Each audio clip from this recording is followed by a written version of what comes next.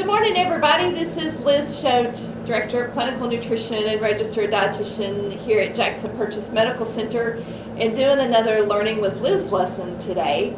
Last week I was talking about that this is National Nutrition Month, and talked a little bit about what our theme is this year, which is, I always have to read it to make sure I get it right, but it's Celebrate a World of Flavors. So we were talking about trying to eat foods from different cultures to kind of educate our palate of other types of foods that are around the world.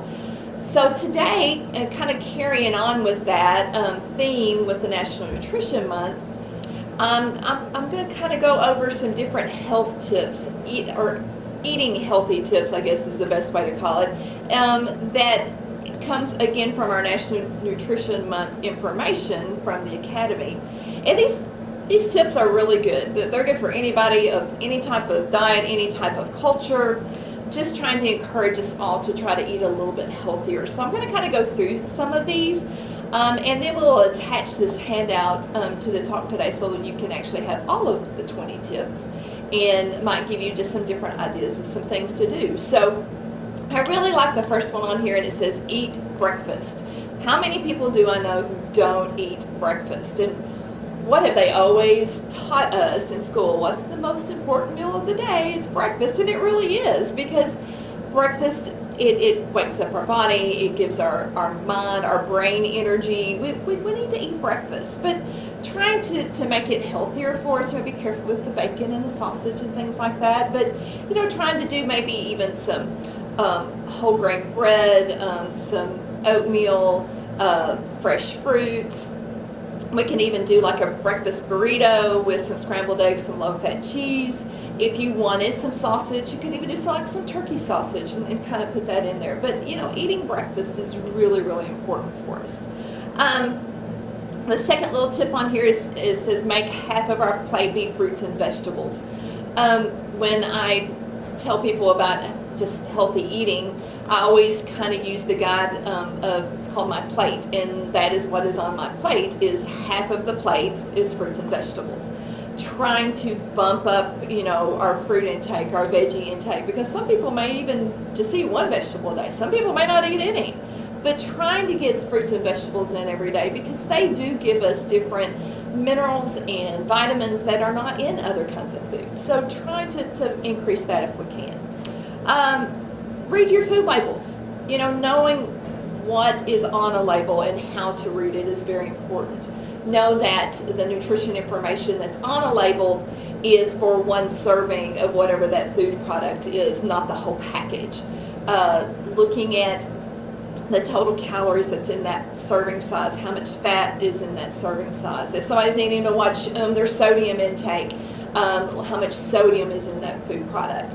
So reading those food labels is really, really important for us. Fix healthy snacks.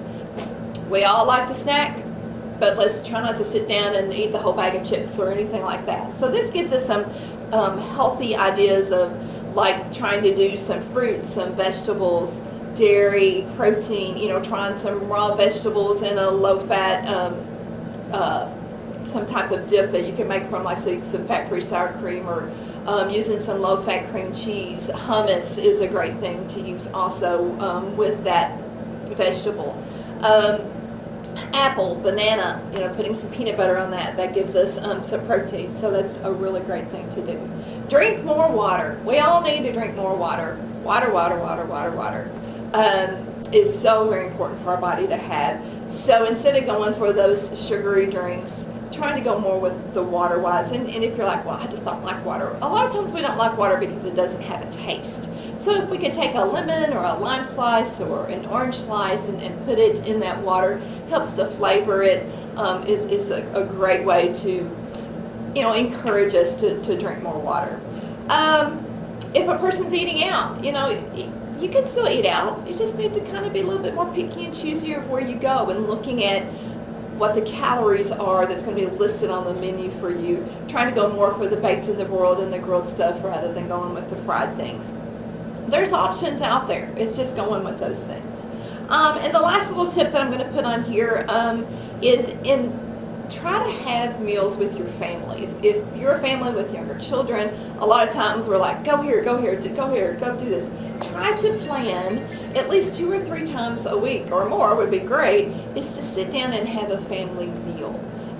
Talk about what's going on with the day, put the phones down, just try to interact and talk with your family members.